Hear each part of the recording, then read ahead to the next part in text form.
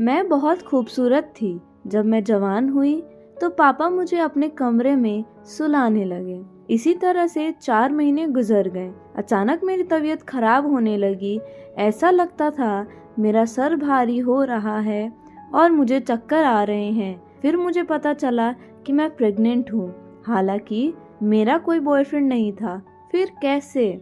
आज सुबह से ही मैं बहुत जोश में थी क्योंकि आज दोपहर तक मेरी ग्रेजुएशन का रिजल्ट आना था। 12 बजे रिजल्ट आया। मैंने कॉमर्स से ग्रेजुएशन कर लिया था। फाइनल ईयर में मैं अपनी यूनिवर्सिटी में टॉप स्टूडेंट्स में आई थी। रिजल्ट आने के कुछ दिन बाद मेरे पास स्कूल से पापा के दोस्त का कॉल आया। दरअसल उसके प्रिंसिपल मेरे पापा के दोस्त हैं और उन्होंने काफी वक्त से कहा था कि जैसे ही तुम्हारा ग्रेजुएशन पूरा होगा तो तुम मेरे स्कूल में पढ़ाने लगना, क्योंकि वो जानते थे कि मैं एक मेहनती और होशियार लड़की हूँ, जैसे कि उन्हें जरूरत थी। कुछ दिन बाद से मैंने स्कूल ज्वाइन कर लिया था। वैसे तो वो स्कूल लड़कियों का था। वहाँ पर 12वीं तक की लड़कियाँ पढ़ती थी। सारा स्टाफ भी लड़कियों का था, लेकिन सिर्फ मैथ के एक सर थे। देखने में तो ढंग के लगते थे, लेकिन दूसरी लड़कियों से मुझे पता चला कि उनकी हरकतें कुछ अच्छी नहीं है। कुछ दिन में उनकी हरकतें मेरे साथ भी होने लगी थी और आते जाते वो मुझे घूरा करते थे। ऐसा लगता था आंखों से ही मुझे स्कैन कर लेंगे। उनकी गहरी और गंदी सोच और नजरें मुझे बहुत बुरी लगती थी, लेकिन मैं यहाँ नहीं थी क्योंकि स्कूल मेरे पापा के दोस्त का था। इसीलिए मैं नहीं चाहती थी कि कोई भी बात मेरे पापा तक पहुँचे। मुझे आज सुबह से वैसे भी चिढ़ हो रही थी। अचानक जब छुट्टी के टाइम मैं क्लास के बाहर निकली तो मैथ्स वाले सर मुझे गेट पर ही मिल गए और मुझसे कहने लगे, मिस आयशा, मैं आपको घर तक छोड़ देता हूँ। उनकी बातें सुनकर मुझे और गुस्सा आ गया। मैंने सोच लिया था कि आज मैं इनकी अच्छे से क्लास लूंगी। मैंने उन्हें बहुत खरी खोटी सुनाई। तब तक बाकी टीचर भी वहाँ आ गए थे। सामने से प्रिंसिपल भी आ गए। उन्होंने वहाँ भीड़ लगी देखी तो गंभीरता से मामले को समझा और मुझसे पूछा कि आयशा बेटा क्या हुआ। मैंने सारी बातें उन्हें बता दी। सुनकर उन्होंने उसी वक्त मैथ के टीचर को निकाल दिया। मैंने उनसे कहा कि अंकल, आप यह बात मेरे पापा तक मत पहुंचने दीजिएगा, वरना वो मुझे जॉब पर आने से रोक देंगे। हालांकि सब कुछ नॉर्मल हो गया था, लेकिन मेरा मूड पहले से ही ऑफ था, इसीलिए मेरा मूड और ज़्यादा ख़राब हो गया था। बिगड़े मूड के साथ मैं थकी हारी स्कूल से पढ़ाकर जब घर लौटी तो पापा को देखकर हैरान थी, क्योंकि पापा तो इस वक्त ऑफिस में रहते थे। आज इतनी जल्दी घर कैसे आ गए? गर्मी और पसीना की वजह से मेरी हालत वैसे भी बहुत खराब थी। पापा ने मुझे गहरी नज़रों से देखा, जैसे कि वो मेरे अंदर कुछ जानना चाहते हों। वो मुझे देखते ही बहुत अजीब शब्दों में पूछने लगे, आयशा, तुम्हें स्कूल से आने में इतनी देर क्यों हो गई? मैं पापा की बातों से हैरान थी। मैं उनके सामने बैठ गई। उन्हें बताने लगी आज स्कूल में बच्चों के असाइनमेंट जमा होने थे, जिसकी वजह से मुझे आने में देर हो गई। पापा ने सर से पांव तक मेरी तरफ देखा और कहने लगे, बस इतनी सी बात है या कोई और भी बात है? उनके पूछने का तरीका जैसा था, इसमें कोई नई बात नहीं थी। पापा को मेरी बातों पर बहुत कम यकीन होता था। वो इस तरह सवाल करते थे जैसे कि मैं उनसे कुछ छुपा रही हूँ। मैंने कहा, हाँ पापा, बस इतनी ही बात है। आखिर क्या बात हो सकती है? कई बार ललित मेरे ही साथ होता है, आप चाहे तो उससे भी पूछ सकते हैं। मुझे स्कूल ले जाने और लाने वाला ड्राइवर 26 साल का जवान लड़का था। उसका नाम ललित था, लेकिन पापा को उस पर ज़्यादा भरोसा था। इससे पहले उसके पिताजी हमारे यहाँ नौकरी करते थे और वो लोग बहुत शरीफ थे। जब से मैंने स्कूल ज्वाइन किया था, मुझे लाने ले जाने का काम वही करता था। इतना यकीन दिलाने के बाद पापा को इसी तरह मेरी बात पर भरोसा हुआ। फिर उन्होंने कहा, ठीक है, कमरे में जाओ और फ्रेश हो जाओ, साथ में बैठकर खाना खाएंगे। मुझे अपने पापा का अंदाज बिल्कुल भी समझ नहीं आ रहा था। कहने को तो वो मेरे पिता हैं, पर प्यार करना तो दूर, मेरे साथ हमेशा सख्ती किया करते थे। मेरी हर छोटी से छोटी हरकत पर नज़र रखते थे। रात में कई बार मेरे कमरे में चक्कर लगाते थे। पता नहीं क्यों पापा को मुझ पर भरोसा नहीं था। जब मेरा गुस्सा थोड़ा ठंडा हुआ और मैं फ्रेश होकर बाहर आई तो डाइनिंग टेबल पर पापा बार बार मेरी तरफ देख रहे थे, जैसे वो मुझसे कुछ जानना चाहते हों या मुझे कुछ कहना चाहते हों। मैंने कई बार उनसे पूछा कि आखिर बात क्या है, पर उन्होंने मेरी बात का कोई जवाब नहीं दिया। पापा ने ही मुझे पाल पोस कर बड़ा किया था। मेरे हर छोटी बड़ी ज़रूरत का ध्यान रखते थे। माँ की मौत के वक्त मेरी उम्र सिर्फ 7 साल थी। अब मेरी उम्र 19 साल हो गई, पर हर वक्त पापा मेरे साथ सख्ती किया करते हैं। उनकी इसी वजह से मैं अपने ही घर में घुटन महसूस करती थी। इसीलिए ग्रेजुएशन पूरा होने के बाद मैंने प्राइवेट स्कूल में नौकरी कर ली। स्कूल में मेरी एक कलीग थी, अंजना, जो मेरे दिल के बहुत करीब थी और मेरी दोस्त बन चुकी थी। कई बार मैं उसके घर भी चली जाती थी। अंजना का एक भाई था, सौरभ। जब मैं अंजना के घर जाती तो सौरभ भी हम लोगों से बातें करने लगता। कभी कभी वो अंजना को स्कूल छोड़ने भी आता था। उसकी बातों से लगता था कि वो मुझे पसंद करता है। वो एक अच्छा लड़का था, लेकिन पापा के डर से मैं कोशिश करती थी कि मैं उससे दूर ही रहूं।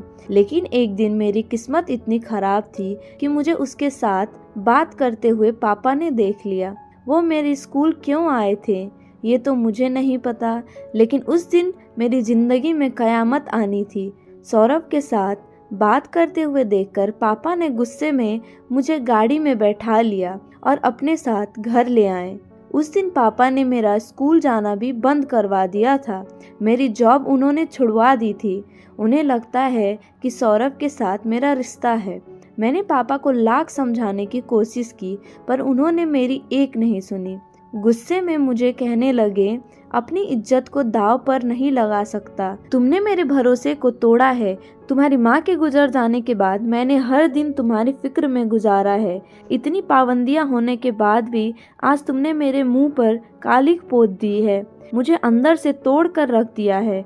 मेरा रोना धोना कुछ काम नहीं आया और बिना किसी गुनाह के मेरी जॉब तक छूट गई। जबकि सौरभ के साथ मेरा ऐसा कोई रिश्ता नहीं था कि डैडी के सामने मुझे शर्मिंदा होना पड़ता या उनकी इज्जत पर कोई आँच आती। मैं घर में बंद होकर रह गई थी। हर वक्त खामोशी से अपने कमरे में पड़ी रहती थी। हमारे घर में पैसे की कोई कमी नहीं थी, मुझे बस आज़ादी की कमी थी, जिसके लिए मैं तरस रही थी। मेरे पापा को जब मेरे ऊपर भरोसा नहीं था तो मैं गैरों से क्या उम्मीद रखती। एक दिन पापा के दोस्त यादव अंकल, जो कि उनके बिजनेस पार्टनर भी थे, हमारे घर आए और मेरी जॉब के बारे में पूछने लगे। मैंने रोते रोते उन्हें सारी बातें बता दी। वो पापा के पुराने दोस्त थे और हमारे घर अक्सर आया जाया करते थे, इसलिए उनसे मुझे कोई झिझक नहीं था। मैं अपने दिल की हर बात उनसे आसानी से बता सकती थी। यादव अंकल को जब मेरी जॉब के बारे में पता चला तो उन्होंने समझाते हुए मुझसे कहा कि तुम फिक्र मत करो, मैं तुम्हारे पापा से बात करूंगा, तुम्हारी जॉब फिर से शुरू हो जाएगी। यादव अंकल की बातें सुनकर मुझे थोड़ी तसल्ली हुई थी, क्योंकि पापा यादव अंकल की हर बात मानते थे। फिर अंकल किसी दिन पापा से ये बात कहते, इससे पहले कि मेरी जिंदगी में एक और नया मोड़ आ गया। एक दिन रात के वक्त मैं गहरी नींद में थी कि पापा अचानक मेरे कमरे में आ गए। तभी मेरे मोबाइल की घंटी बज रही थी। पापा ने मोबाइल उठाया तो सौरभ था। उसने मुझसे पूछने के लिए फ़ोन किया था। उसे पता चला था कि मेरी जॉब बंद हो गई है। ये बात उसे मेरी दोस्त अंजना ने बताई थी, इसलिए उसे बुरा लग रहा था और उसने मुझे फ़ोन कर लिया। लेकिन पापा ने उस फ़ोन का भी गलत मतलब निकाल लिया और उन्हें लगा कि सौरभ के साथ वाकई में मेरा कोई गहरा रिश्ता है। पापा ने मेरा मोबाइल छीन लिया और मुझे कमरे के बाहर तक निकलने से मना कर दिया। ये सब होने के बाद मेरा सारा वक्त कमरे में ही बीतता था। कभी कभार यादव अंकल आते तो मुझे मेरे कमरे में ही मिलने चले आते थे। वो मुझे समझाते थे कि सब कुछ ठीक हो जाएगा, बस कुछ दिन का और इंतज़ार करो। मैं तुम्हारे पापा से तुम्हारी जॉब की बात करूँगा और उसे मना लूँगा। अभी तो इस बात को 2 ही दिन गुजरे थे। एक दिन पापा मेरे कमरे में आए और मुझे कहने लगे, आज से तुम मेरे कमरे में सोया करोगी। मैं जवान लड़की थी मेरे लिए पापा के साथ सोना बहुत शर्म की बात थी। मैंने कहा, मैं अपने कमरे में ही ठीक हूँ। मेरी यह बात सुनकर पापा को गुस्सा आ गया।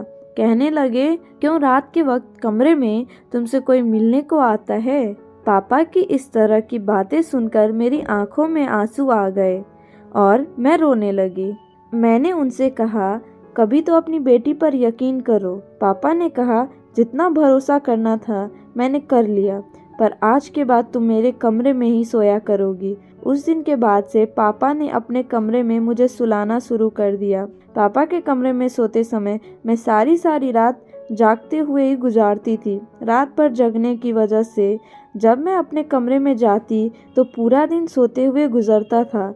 सब कुछ ऐसा ही चल रहा था और 4 महीने गुजर गए। अचानक मेरी तबीयत खराब होने लगी।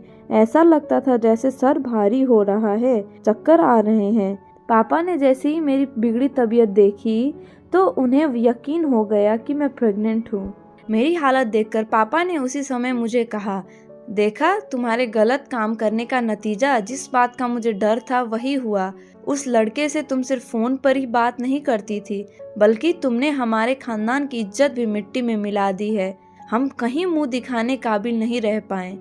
पापा की बातें सुनकर मेरे सर पर आसमान गिर गया था। पापा के बदनामी के डर से उन्होंने ना मुझे अस्पताल ले जाना चाहते थे और ना ही किसी को ये बात बताना चाहते थे।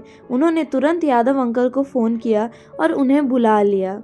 उन्हें भी इस बात की खबर हो गई। ये सोचकर मैं तो शर्म से पानी पानी हो गई थी।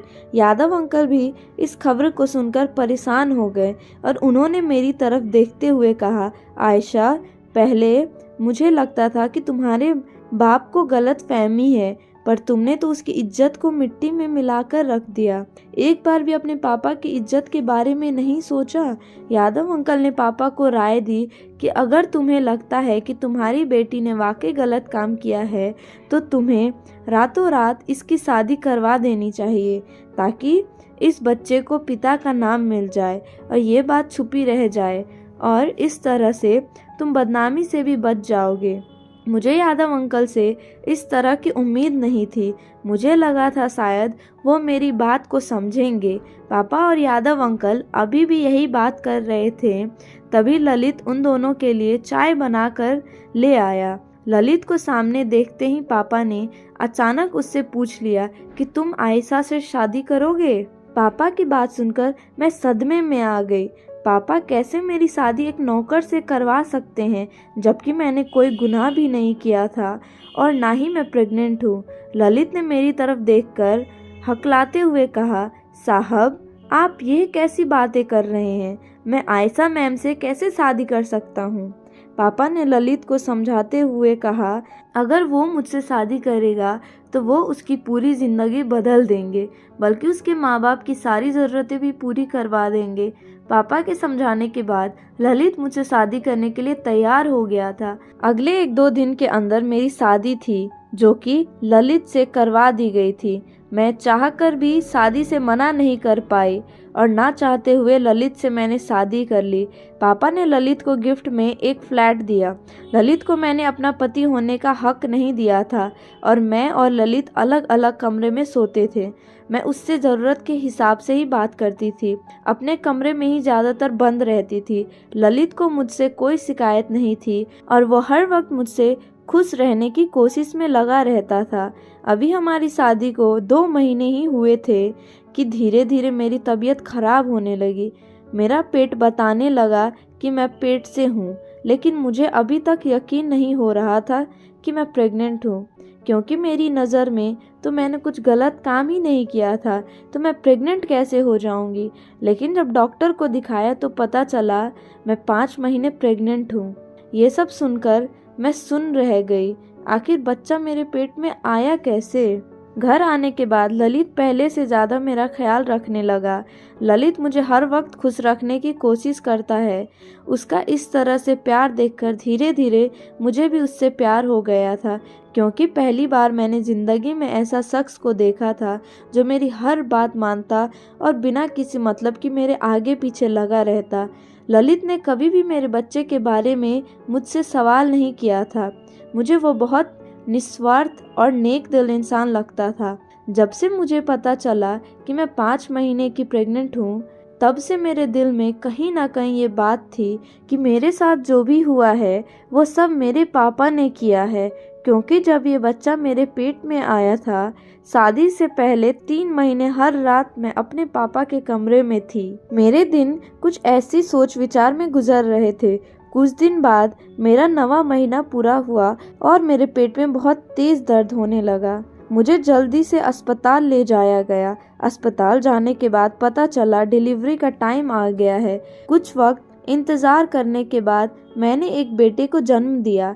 डॉक्टर ने बच्चे को दिखाने की कोशिश की तो मैंने अपना मुंह फेर लिया। मैं उस बच्चे को देखना भी नहीं चाहती थी, जिसकी वजह से मेरी पूरी ज़िंदगी बर्बाद हो गई थी। ललित ने जब देखा मैं उस बच्चे से नफ़रत करती हूँ, तो ललित ने उसे प्यार से गोद में लिया और वही उसके बच्चे का ख्याल रखने लगा। अस्पताल में छुट्टी के बाद हम घर पर आ गए। ललित दिलो जान से मेरा और मेरे बच्चे का ख्याल करता था। उसका ये अपनापन देखकर मुझे बड़ी हैरत होती थी। मैंने हैरत से उससे पूछा, ललित, कैसे तुम इस नाजायज़ बच्चे को इतना प्यार से अपना सकते हो, जबकि तुम इस बात से पूरी तरह से वाकिफ़ हो कि ये बच्चा तुम्हारा नहीं है। मेरी बात सुनकर ललित कुछ देर के लिए खामोश हो गया और फिर कहने लगा, मैं आपसे बहुत प्यार करता हूँ। आपसे जुड़ी हर चीज़ मुझे प्यारी है। ये बच्चा आपने पैदा किया है, उससे मुझे उतना ही प्यार है जितना कि आपसे है। मैं इसके लिए और आपके लिए कुछ भी कर सकता हूँ। उसके मुंह से अपने लिए प्यार का इजहार इस तरह से सुनकर मैं दंग रह गई। बच्चे को पैदा हुए महीना हो गया था, लेकिन अब तक मैंने अपने बच्चे को प्यार तक नहीं किया था। एक दिन मैं अपने कमरे में बैठी रो रही थी, तभी ललित मेरे पास आया और मुझसे कहने लगा, आयशा जी, मुझे आपका ये दुख देखा नहीं जा रहा है। क्या आप जानना चाहते हो ये बच्चा किसका है? उसके मुंह से ये बात सुन मैं हैरत अंदाज में उसे देखने लगी और हाँ मैं जवाब दिया, मुझे जल्दी से बताओ ये बच्चा किसका है। ललित ने कहा, मैं आपको सब सच सच बता दूंगा, लेकिन इसके लिए आपको मुझसे एक वादा करना होगा। ये सच्चाई जानने के बाद आप इस बात को अपने दिल में ही दफन कर लेंगी और किसी को कुछ नहीं बताएंगी, क्योंकि ये बात किसी को भी पता चली कि ये बच्चा किसका है तो हमारे बच्चे के भविष्य पर बुरा असर पड़ेगा। इसमें ये मासूम का क्या कसूर? मुझे किसी भी हालत में सच्चाई जाननी थी, इसलिए मैंने वादा किया कि ठीक है, जैसा तुम कहते हो मैं वैसा ही करूँगी। ललित के मुंह से सच्चाई जानने के बाद मेरे पैरों तले जमीन खिसक गई। मुझे कुछ समझ नहीं आ रहा था कि ये क्या हुआ, क्योंकि इस बच्चे का बाप वो इंसान था जिस पर मैं खुद से भी ज़्यादा भरोसा करती थी। मेरे बच्चे के पिता यादव अंकल थे। उन्होंने ये सब मेरे साथ मेरे पापा की प्रॉपर्टी हड़पने के लिए किया था। यादव अंकल शुरू से ही हमारे घर आया जाया करते थे, इसीलिए पापा उन पर बहुत भरोसा करते थे। ललित ने बताया कि एक दिन यादव अंकल घर आए थे। घर पर कोई नहीं था। शायद उस दिन आपको सर दर्द था और आपने मुझे कॉफ़ी बनाने के लिए कहा था।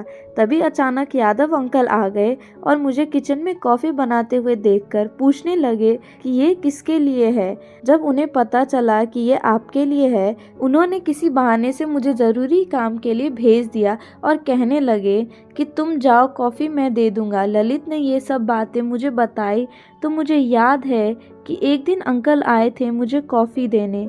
मुझे क्या पता था पिता सम्मान यादव अंकल के हाथ में जो कॉफ़ी थी उसमें उन्होंने दवाई मिला दी थी। उसे पीते ही मुझे नींद आ गई, जिसकी वजह से मैं फौरन बेहोश हो गई।